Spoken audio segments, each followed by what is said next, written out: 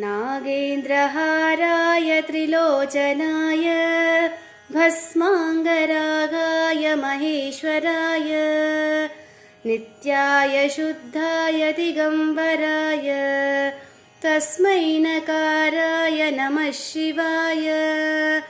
मन्दाकिनी सलिलचन्दनचर्चिताय नन्दीश्वरप्रमथनाथ महेश्वराय मन्दारपुष्पबहुपुष्पसुपूजिताय तस्मै मकाराय नमः शिवाय शिवाय गौरीवदनाब्जवृन्द सूर्याय दक्षाध्वरनाशकाय श्रीनीलकण्ठाय वृषध्वजाय तस्मै शिखाराय नमः शिवाय वसिष्ठकुम्भोद्भवगौतमाय मुनीन्द्रदेवार्चितशेखराय